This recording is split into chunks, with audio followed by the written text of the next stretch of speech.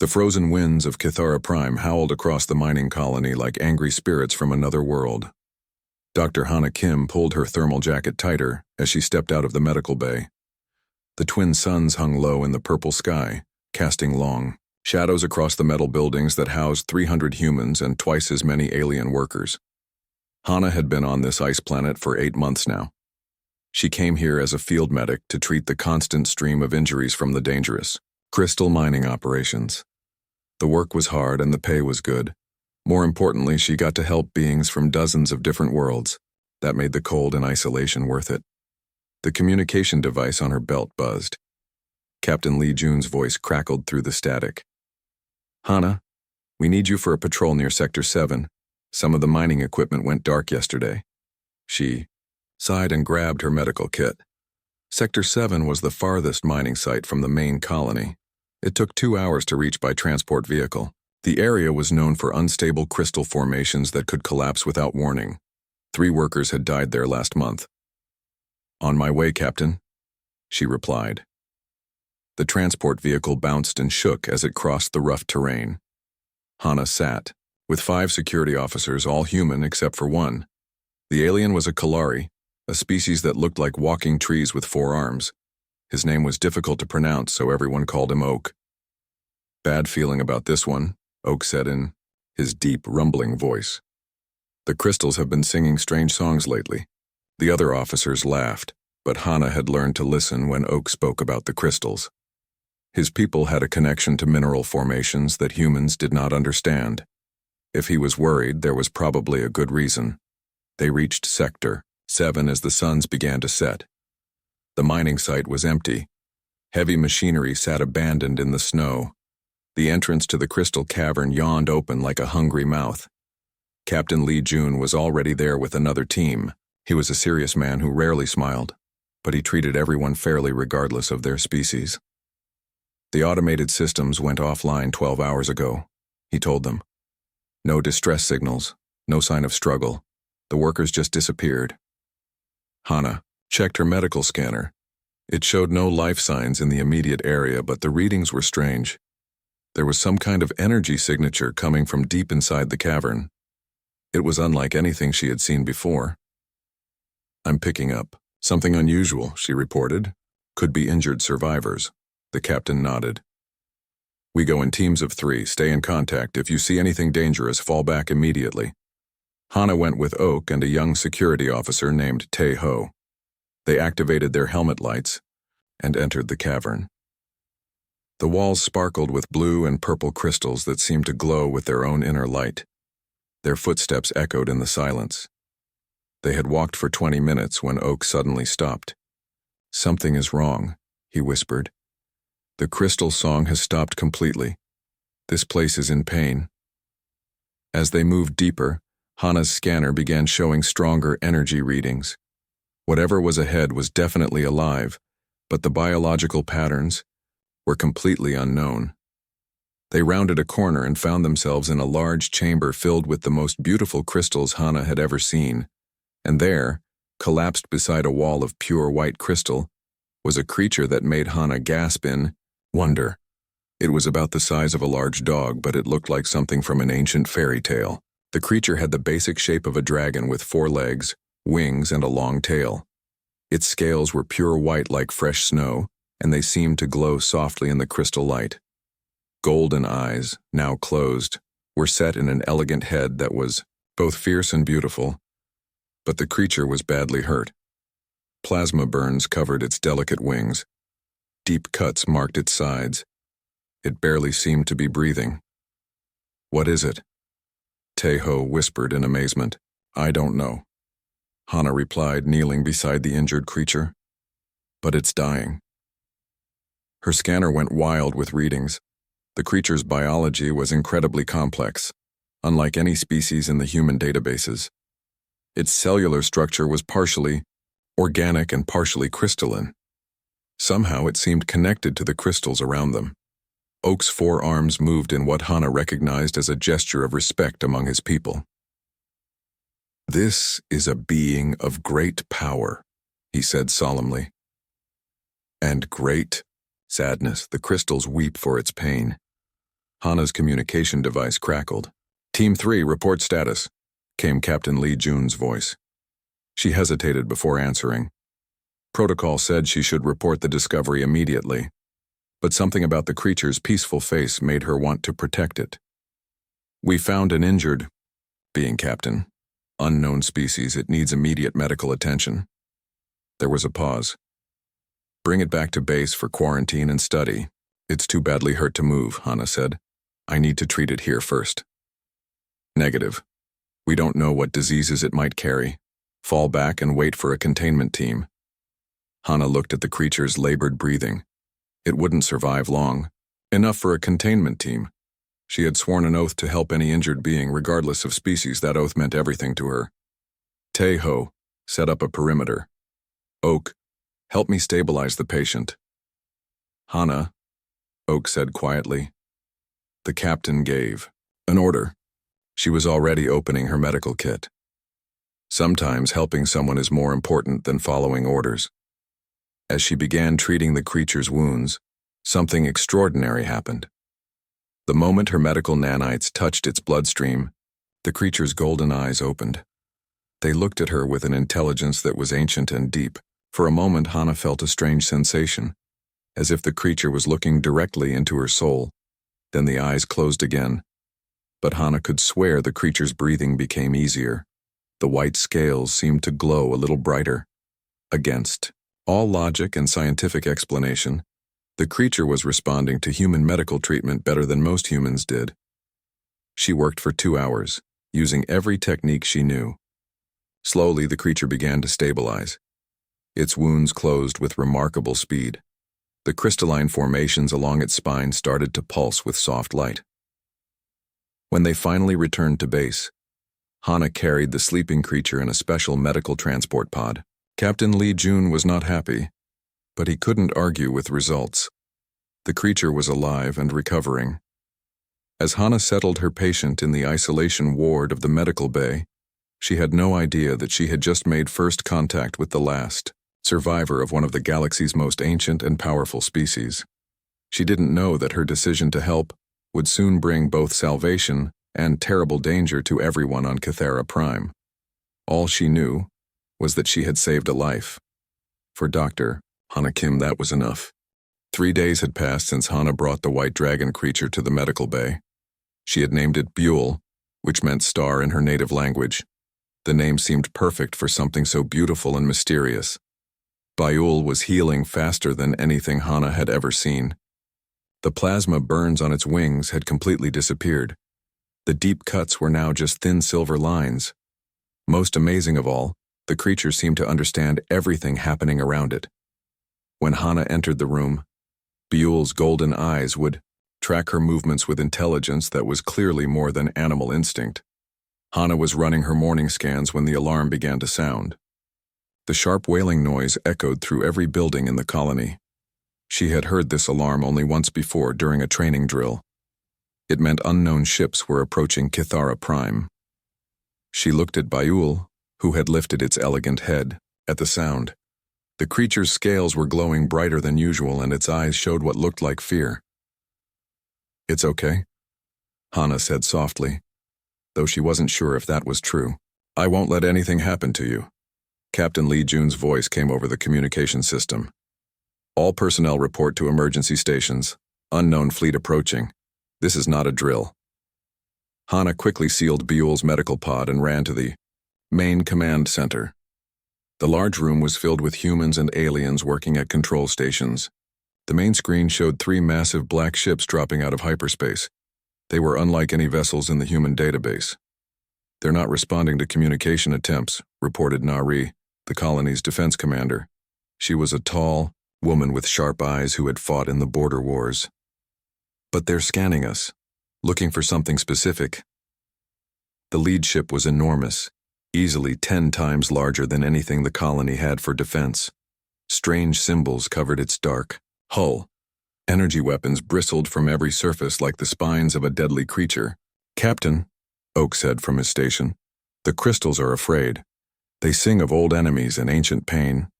Before Captain Lee Jun could respond, the main screen flickered. A new image appeared. It showed the bridge of the alien ship and its commander. The alien was tall and thin with gray skin like old leather.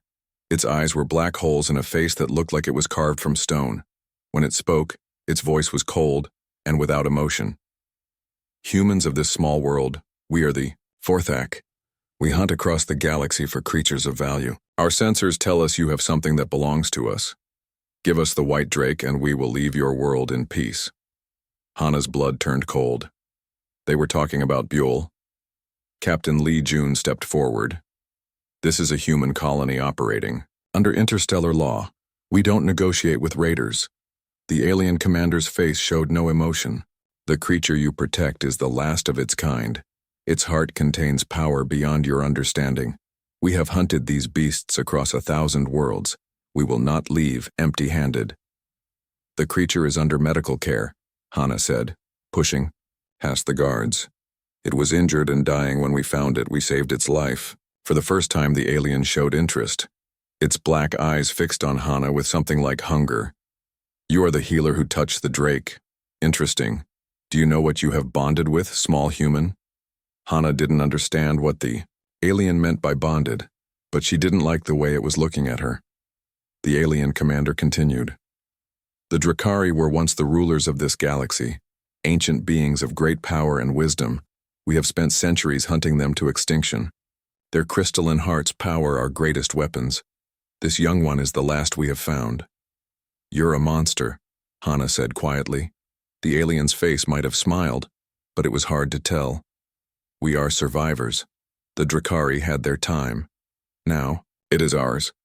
You have 1 hour to surrender the creature. If you refuse, we will take it from your cold bodies. The screen went dark. Commander Nari immediately began giving orders. All defensive systems online. Evacuate non-essential personnel to the underground shelters. Prepare for siege. But everyone in the room knew the truth.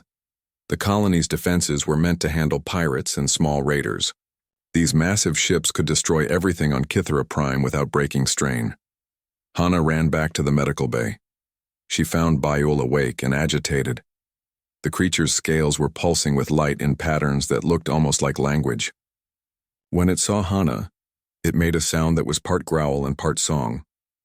I know you're scared, she said, checking the medical pod's security systems. But I won't let them take you.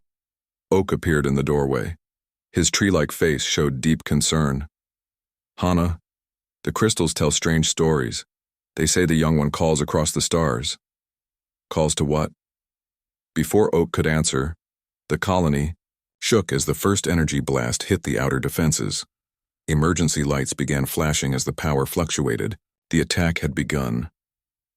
Over the next hour, the Vorthak ships systematically destroyed the colony's defensive positions. Their weapons were incredibly advanced, cutting through shields and armor like they were made of paper. The human forces fought, bravely, but they were completely outmatched. Hana stayed with Buell through the bombardment. The creature seemed to understand what was happening. Its eyes never left Hana's face, and somehow she felt like it was trying to tell her something important. Captain. Lee Jun contacted her through the emergency communication system. Hana, we can't hold them much longer. Maybe we should consider their offer. No, she said firmly. They want to kill Buell for its heart. I won't let that happen. Then we're all going to die here. Hana looked at Buell's trusting golden eyes. Maybe, but some things are worth dying for. As if responding to her words, Buell suddenly threw back its head and made a sound unlike anything Hana had ever heard. It was beautiful and terrible at the same time. The song seemed to reach beyond the walls, beyond the planet, beyond the stars themselves. The medical bay filled with brilliant white light as Bayul's scales blazed like tiny suns. Hana felt something change in the air around them, as if reality itself was holding its breath. Far across the galaxy, something ancient heard that call and began to move. The brilliant light from Bayul's scales slowly faded, leaving the medical bay in an eerie quiet. Outside, the sounds of battle continued as the Vorthak ships pressed their attack. Hana could hear explosions getting closer to the main colony buildings. Bayul looked exhausted after making that strange call across space. The young dragon creature curled up in its medical pod, but its golden eyes stayed fixed on Hana. She had the strangest feeling that Buell was trying to tell her to wait for something. Ho burst into the medical bay, his face covered with dirt and smoke. Hana, Commander Nari wants all medical staff in the emergency bunker. The outer defenses have fallen. I'm not leaving, Buell, she said firmly. They'll kill you both if you stay here. Before Hana could respond, Oak's deep voice came from the doorway. The crystals sing of hope, he said slowly. Something comes from the deep dark between stars. Hana looked at her scanner readings.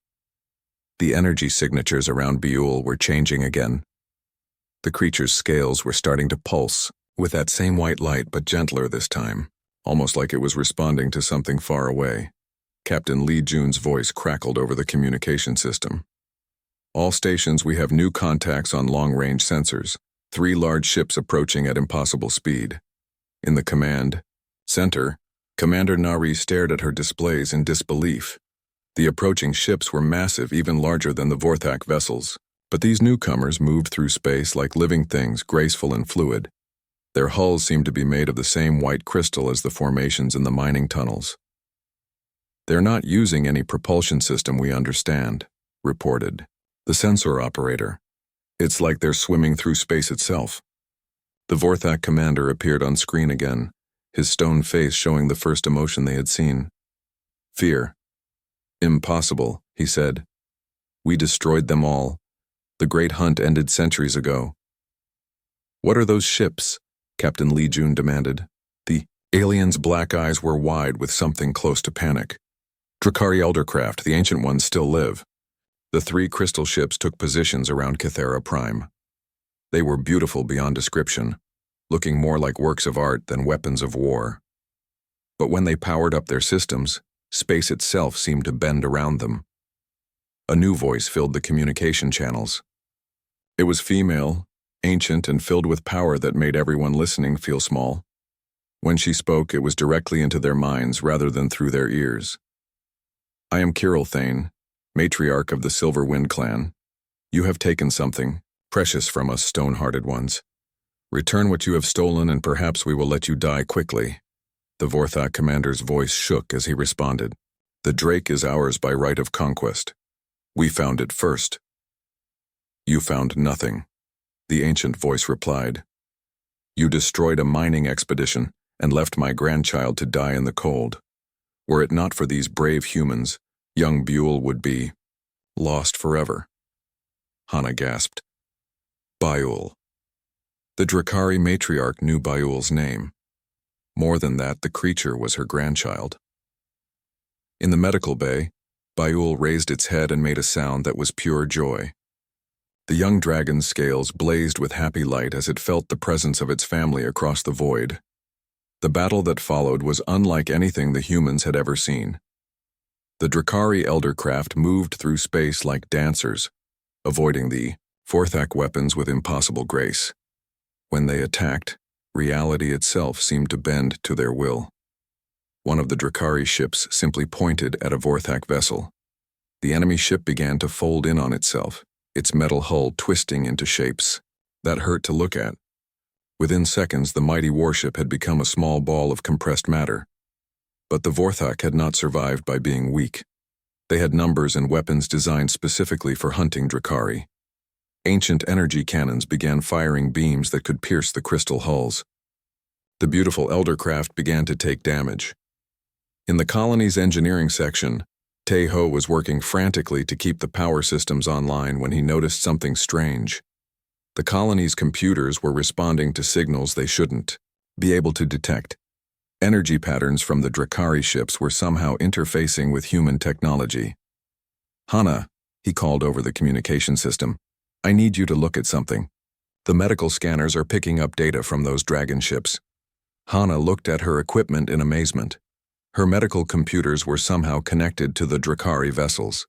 She could see energy readings, battle damage reports, even what looked like vital signs from the adult dragons. This is impossible, she whispered. Our technology shouldn't be compatible with theirs. But as she watched, the impossible became reality. The medical nanites she had used to heal Buell had somehow created a bridge between human and Drakari systems. The same compatibility that had saved Buell's life was now linking their two species in ways no one had ever imagined. Buell made an urgent sound and pressed against the side of its medical pod. The young dragon was looking directly at Hana with those golden eyes, and she suddenly understood what it was trying to tell her. The Drakari were losing the battle. Despite their incredible power, there were only 3 eldercraft against an entire Vorthak hunting fleet. The ancient dragons had been hiding for so long that their numbers were few. They were fighting bravely, but they couldn't win by strength alone. Hana looked at her medical equipment, then at Buell, then at the data flowing between human and Drakari systems, and crazy idea began to form in her mind. "Teho," she said urgently, "how fast can you modify the colony's defense systems? Depends on what you want me to do. I want you to link them to Buell." There was silence on the communication channel. Finally, Teho spoke. "Hana, that's not just dangerous, it's impossible. 3 days ago, healing a Drakari with human medicine was impossible too. But it worked because Buell trusted me." She looked at the young dragon who was watching her with those wise golden eyes. Maybe impossible just means no one has been brave enough to try yet. Outside, the battle raged on.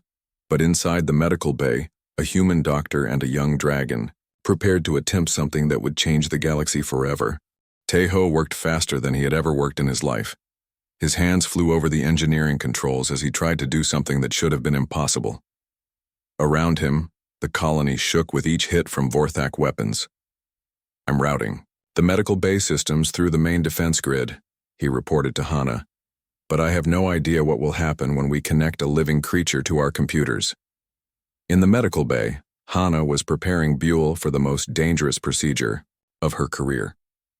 The young dragon seemed to understand what she was planning. It pressed its head against her hand in a gesture of complete trust. "I need you to be very brave," she whispered to Buell. "This might hurt, but it's the only way to help your family." Dr. Su Min appeared in the doorway, her face pale with fear and exhaustion. She had been treating wounded colonists in the emergency shelters. "Hana, what are you doing? Teho says you want to connect that creature to our defense systems." "The Drakari are losing," Hana explained quickly. "But our computers can interface with their technology. If I can create a direct link between Buell and our systems, maybe we can help them." "That's insane. You could kill it. You could kill yourself." Hana looked through the window at the space battle raging overhead. Another Drakari ship was taking heavy damage. Beautiful crystal formations were breaking away from its hull like falling stars. "If we don't try, they'll all die anyway, including Buell." She began connecting the medical monitoring devices to Buell's body. The young dragon's scales glowed softly as the human technology made contact. On her screens, Hana could see Buell's vital signs mixing with data streams from the Drakari ships. "Connection established," Teho reported.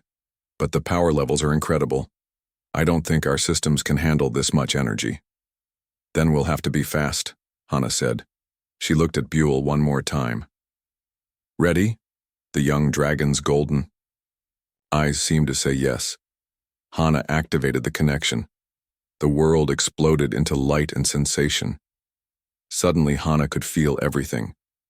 She could sense the 3 Drakari eldercraft as if they were part of her own body. She could feel their pain as Vorthak weapons tore through their crystal hulls. She could sense the ancient minds of the adult dragons, vast and deep like oceans of thought.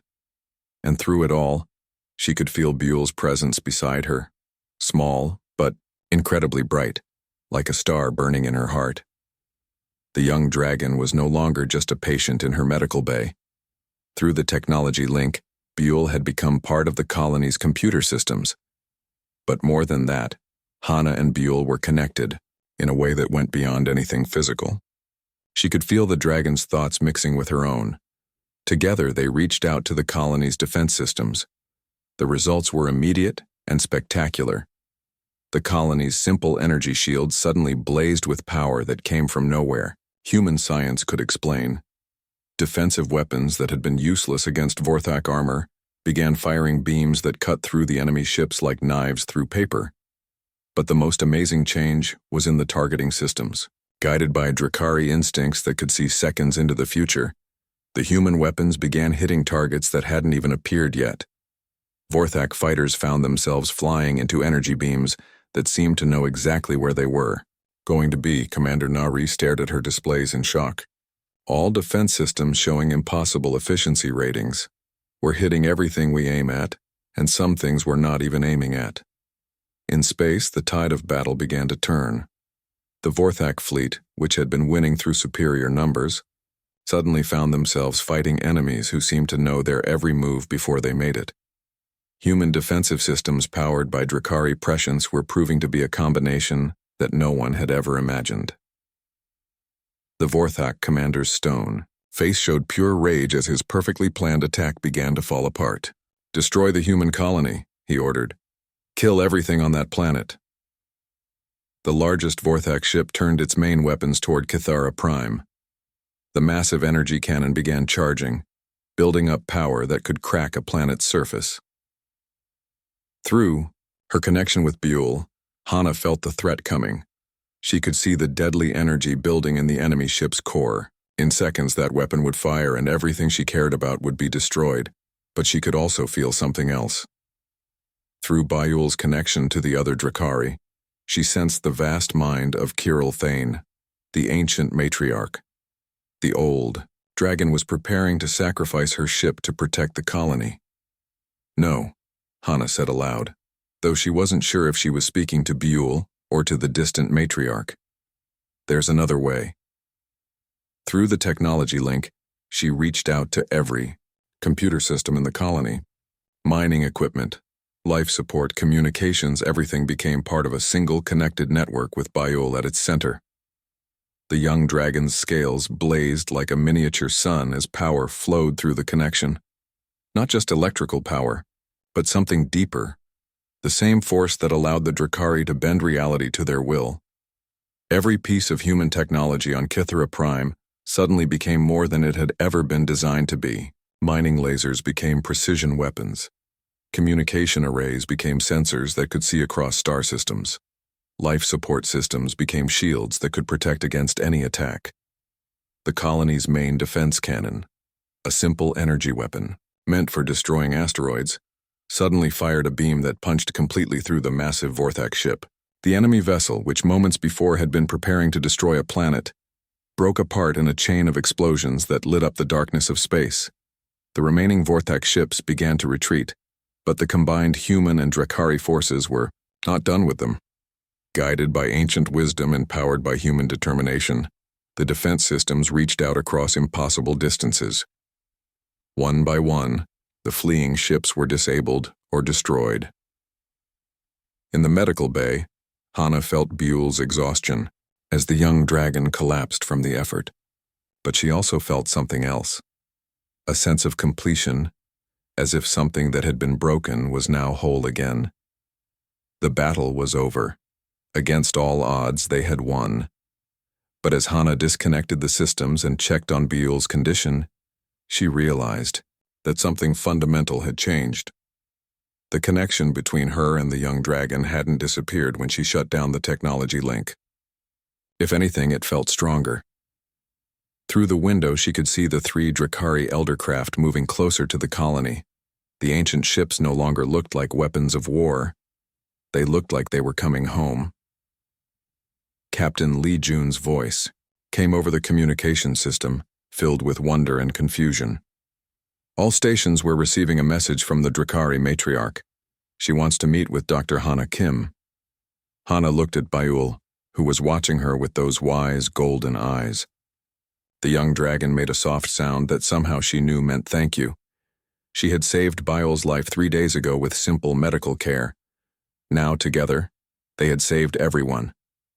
But Hana had a feeling that this was only the beginning of something much larger and more wonderful than she could possibly imagine. The meeting took place in the colony's main conference room, but it felt more like a dream than reality. Hana sat across from Kirill Thane, the Drakari matriarch, who had taken a form that could fit inside human buildings. even reduced in size. The ancient dragon was magnificent beyond words. Her scales were silver-white like starlight, and her eyes held the wisdom of centuries. When she moved, reality seemed to bend slightly around her, as if the universe itself made room for her presence. Baiul sat beside Hana, no longer needing the medical pod. The young dragon was completely healed and seemed to glow with happiness at being near its grandmother. "You have given me back something more precious than all the crystals in the galaxy," Thane said. Her voice spoke directly into their minds, warm and musical. "But in saving young Baiul, you have also created something that has never existed before." Captain Li Jun and Commander Nari sat at the table, still trying to understand what had happened during the battle. The colony's computer systems were still showing impossible efficiency ratings. Equipment that should have been damaged or destroyed was working better than ever. "The connection between your species and ours should not be possible," the matriarch continued. "We are beings of crystal and starlight. You are creatures of flesh and metal. Yet somehow, through your compassion and Baiul's trust, you have built a bridge between our worlds." Dr. Su Min leaned forward. "The medical data shows permanent changes in both Hana and Baiul. Their brain patterns have synchronized in ways we've never seen between different species." Hana could feel it herself. Even sitting across the room, she knew exactly what Baiul was thinking and feeling. The young dragon's emotions flowed through her mind like gentle music. It was strange, but also wonderful, like having a best friend who was always with her. "This bond extends beyond just you and Baiul," Thane said. "During the battle, other humans in the colony began showing similar connections to my people in the Eldercraft. Your species has a gift we never suspected. You can adapt and connect in ways that should be impossible." Ho spoke up from his position at the engineering station. "Ma'am, our computers are still interfacing with your ships. It's like our technology and your abilities are becoming one system." The ancient dragon's eyes sparkled with something that might have been amusement. "Young engineer, what you call technology and what we call abilities are the same thing. We simply learn to work with the universe's energy in different ways. Your people use machines. We use our minds. But energy is energy, no matter how it is shaped." Captain Li Jun cleared his throat. "With respect, matriarch, what happens now? Earth Command is going to want answers. They'll want to study what happened here." "And they should," Thane replied. "What has begun here will change everything for both our peoples.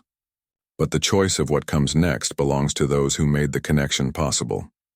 She turned her ancient gaze to Hana. "Dr. Kim, you have seen what humans and Drakari can accomplish together. But this is only the beginning. If you are willing, we can make this bond permanent and complete.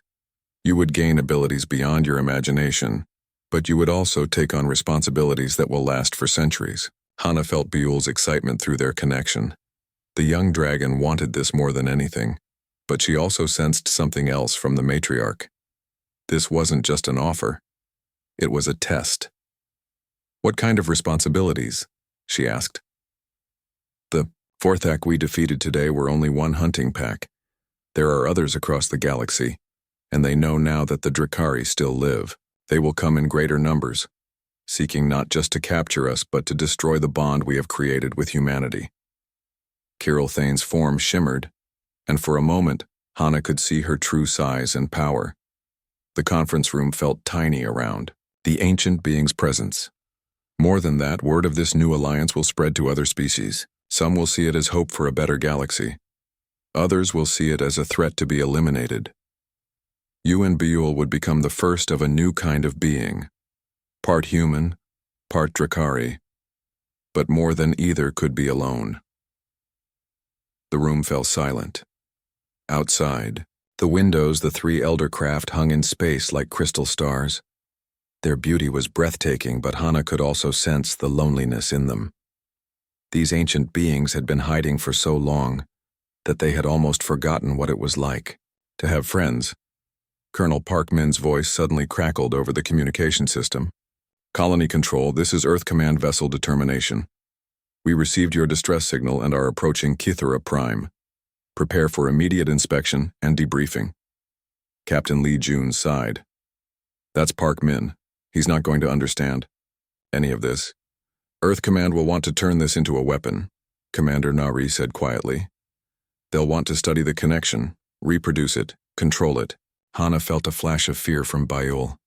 The young dragon had sensed the threat in those words. She reached out and gently touched its head, sending feelings of safety and protection through their bond.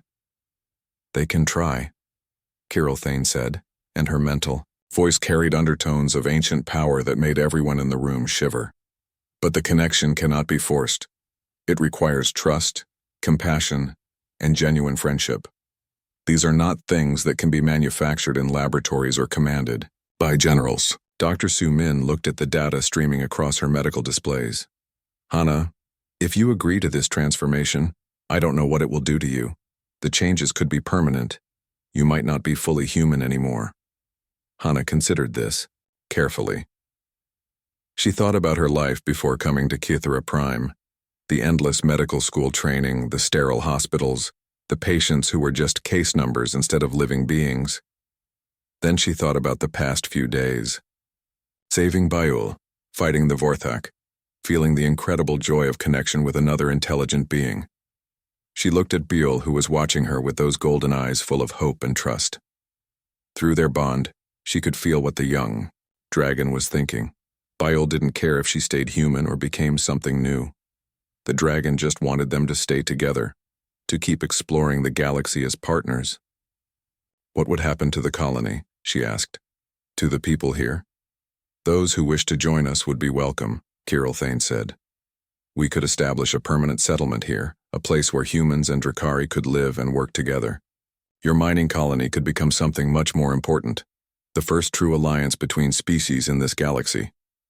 Through the window, Hana could see the Earth Command ship approaching. Soon, Colonel Park Min would arrive with orders and demands and plans to turn everything that had happened into a tool for human expansion. But she could also see Oak working with some of the other colonists to repair the mining equipment. Tejo was running diagnostics on systems that were working better than they ever had before.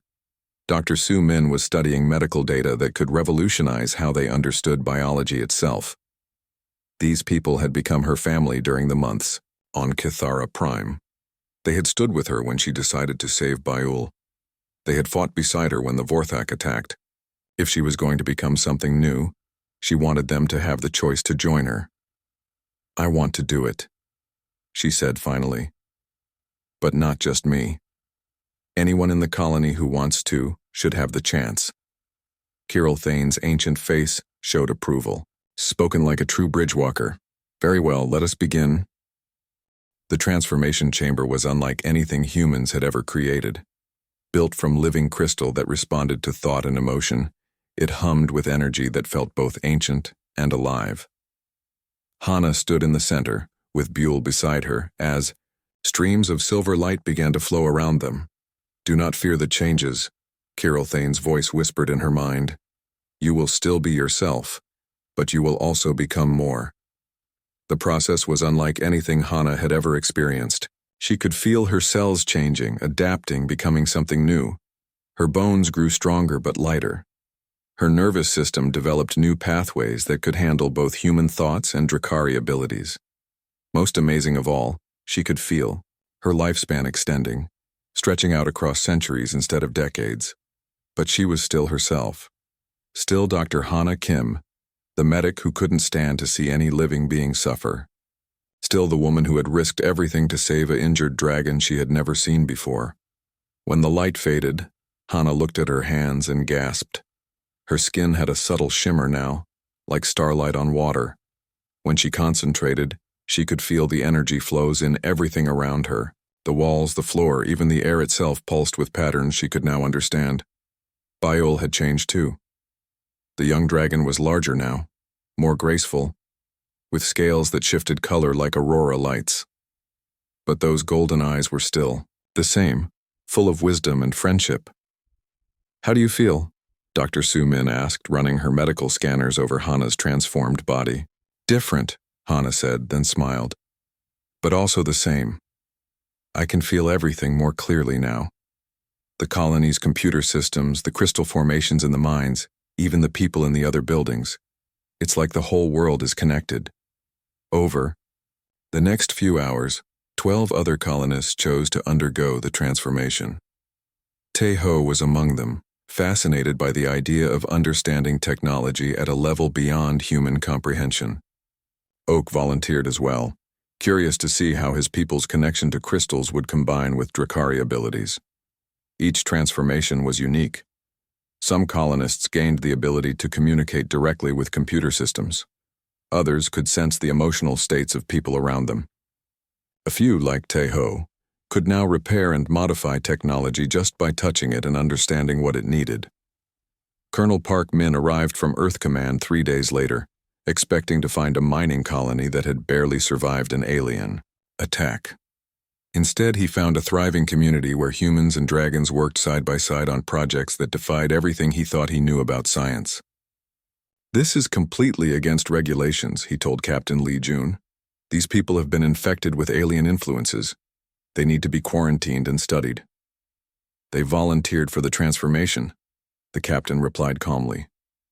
"And they're happier and more productive than they've ever been." The colonel watched through the window as Hana and Buell worked together to heal an injured miner.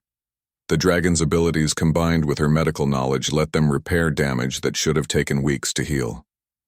In minutes, the worker was back on his feet, completely recovered. "It's not natural," Park Min muttered. "Neither are spacecraft or medical nanites," Tae-ho said, appearing behind him with circuits that glowed with their own inner light. "But we built those to make life better. This is the same thing, just from a different direction." Earth Command tried to establish control over the colony, but they quickly discovered that forcing cooperation from the transformed colonists was impossible. People who could sense emotions knew when they were being lied to. Engineers who understood technology at a molecular level could disable any surveillance equipment. Medical staff who could heal almost any injury didn't need Earth's supply chains.